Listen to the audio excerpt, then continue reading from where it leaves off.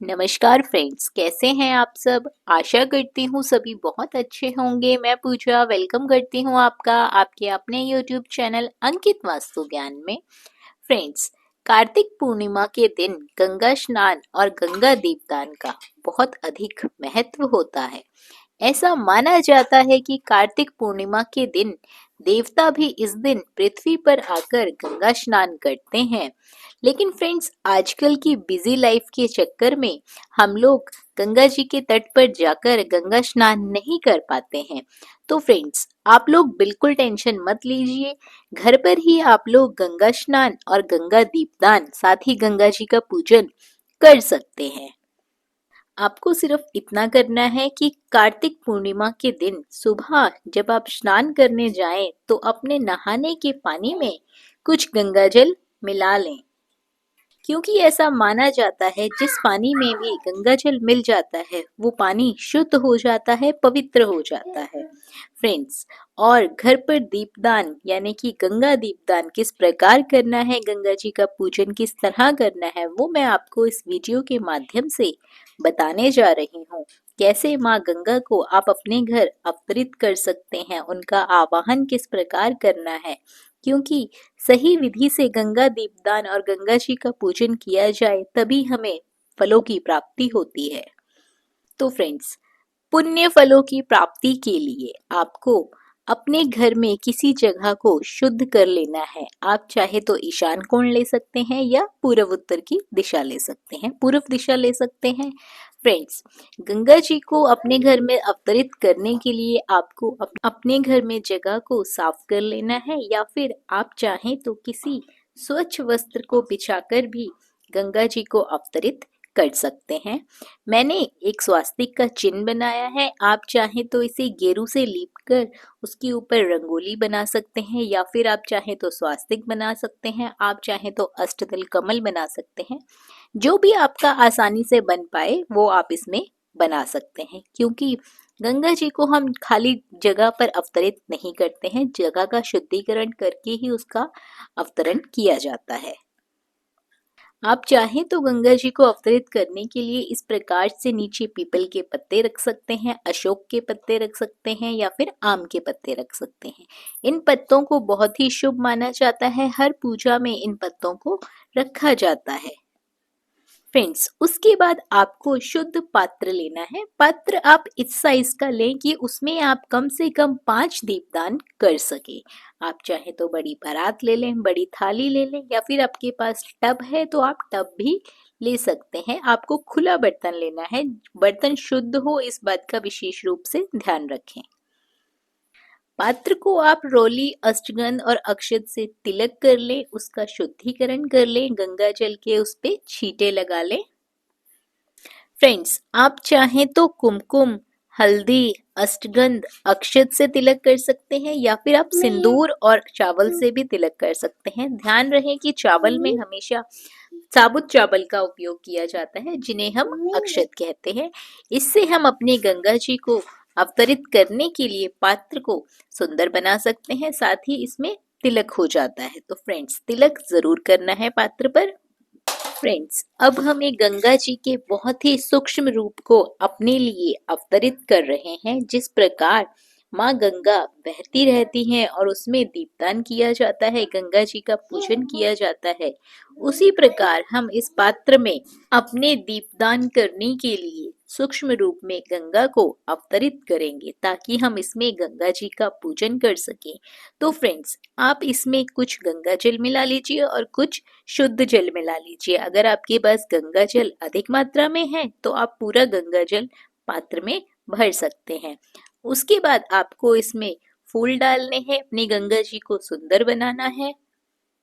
Friends, अब फूल डालने के बाद हमको 5 दीपक तैयार करने हैं। तो दूसरे बर्तन में आप 5 पान के पत्ते ले लीजिए, या फिर आप चाहें तो आम के पत्ते ले सकते हैं यदि आपका बर्तन बड़ा है। नहीं तो आप छोटे छोटे पीपल के 5 पत्ते ले लीजिए, क्योंकि गंगा जी में आपने देखा होगा कि हमेशा पत्तों के डॉनों में ही दीपक प्रज्वलित करके प्रवाहित किया जाता है, ताकि वो गंगा की लहरों में बह सके। गंगा जी का पूजन हमेशा इसी प्रकार किया जाता है। तो फ्रेंड्स, आपको 5 पीपल के पत्ते लेने हैं। छोटे छोटे आप पत्ते ले सकते हैं, अगर आपका पात्र छोटा है तो उसको आपको अच्छे से धुल कर पोंछ कर रौली अक्षत अष्टगंध से तिलक करना है। फूल चढ़ाने हैं उन पे भी आपको। उसके बाद आपको इसमें घी की सुंदर 5 बातियां लगानी है। फ्रेंड्स, अगर आपके पास घी की बातियां ना हो तो आप तेल की बाती भी लगा सकते हैं, लेकिन ध्यान रखें कि तेल की बाती तेल अच्छे से ऑब्जर्व कर चुकी हो, ताकि उसमें जलने में कठिनाई ना हो। आपको बातियां कुछ इस प्रकार से रखनी है ताकि उसमें पत्ते डूब ना जाएं, पत्ते उसमें तैरते रहें। तो थोड़ा बाती को ध्यान से देखकर ही उसमें पत्तों पर रखें। उसके बाद हमें दीपक प्रज्वलित करना है, यानी कि बातियां जलानी है और अपनी गंगा जी में हम इनको प्रवाहित कर देंगे। तो फ्रेंड्स, एक एक कर कर आपको सभी बातियां जलानी है और एक एक कर कर ही इन सभी बातियों को गंगा जी में प्रवाहित करना है, ताकि हम गंगा जी में दीपदान कर सके। फ्रेंड्स, जैसा कि मैंने पहले बताया, कार्तिक पूर्णिमा के दिन गंगा स्नान का बहुत महत्व माना जाता है। उसी प्रकार गंगा पूजन का, गंगा दीपदान का भी बहुत महत्व माना जाता है। ऐसे करने से मनुष्य को पुण्य फलों की प्राप्ति होती है, क्योंकि पूरे साल भर में हम गंगा जी में जाकर पूजन नहीं कर पाते हैं। तो इस प्रकार से आप अपने घर पे कार्तिक पूर्णिमा के दिन दीपदान कर सकते हैं। तो फ्रेंड्स, एक एक करके आपको गंगा जी में दीपदान करना है। साथ ही पानी की लहरों, जैसे गंगा जी में लहरें उठती हैं, उसी प्रकार इन लहरों में आपको दीपक को बहाना है, दीपक की लहरों को बहाना है।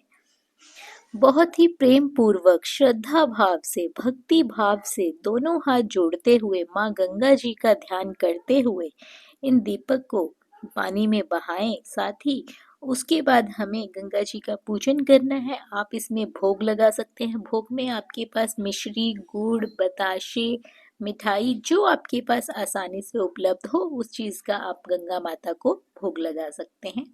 साथ ही आपको ऋतुफल माता को भोग लगाना है। भोग लगाने के बाद आपको गंगा मैया में दक्षिणा अर्पित करनी है। फ्रेंड्स, सिक्का आप जल में प्रवाहित कर सकते हैं और बाकी की दक्षिणा अपनी क्षमता अनुसार आप किसी को दान में दे सकते हैं। फ्रेंड्स, उसके बाद हमें गंगा जी में पुष्प अर्पित करने हैं और कुछ फूल अपने हाथों में इस प्रकार लेकर जल का पात्र अपने पास भरकर रख लें और कार्तिक पूर्णिमा की कथा सुने। कथा सुननी बहुत जरूरी होती है यदि आप गंगा स्नान कर रहे हैं, गंगा दीपदान कर रहे हैं। कथा क्या है, इसका लिंक वीडियो में आपको दे दिया गया है, डिस्क्रिप्शन बॉक्स में आप चेक कर सकते हैं कथा का लिंक। उसके बाद फ्रेंड्स, आपको अपने हाथों से इस प्रकार जल को बहाते हुए इन दीपकों को प्रवाहित करना है, जल की तरह इनको तैराना है। आप चाहें तो गंगा जी में कच्चा दूध यदि आपके पास है वो भी अर्पित कर सकते हैं, क्योंकि कच्चे दूध का भी प्रयोग माँ गंगा के पूजन में किया जाता है। दोनों हाथ जोड़कर निम्र भाव से प्रेम पूर्वक माँ गंगा को प्रणाम करना है, उनसे आशीर्वाद लेना है और दीपदान का हमें पुण्य फल प्राप्त हो ऐसी कामना माँ से करनी है। फ्रेंड्स, बाद में आप इस पानी को, जो गंगा जल हमने अवतरित किया है, जिसमें हमें गंगा जी का पूजन किया है, गमलों में डाल सकते हैं या फिर किसी शुद्ध जगह में इसको भूमि विसर्जन कर सकते हैं। और जो पुष्प हैं वो आप गमले में डाल दें या इसको भी भूमि विसर्जन कर दें। फ्रेंड्स, इन चीजों को पैरों पर ना लगने दें, क्योंकि इसमें हमने गंगा जी का पूजन किया है। प्रसाद आप अपने घर परिवार सहित सभी को बांट सकते हैं और स्वयं भी ग्रहण कर सकते हैं। फ्रेंड्स, ये थी जानकारी गंगा जी दीपदान की। गंगा जी दीपदान घर पर किस प्रकार किया जाता है और हमें पुण्य फलों की प्राप्ति कैसे हो सकती है। वीडियो अच्छी लगी हो, जानकारी पसंद आई हो तो वीडियो को लाइक और शेयर जरूर करें। बने रहिए आपके अपने YouTube चैनल अंकित वास्तु ज्ञान में। धन्यवाद।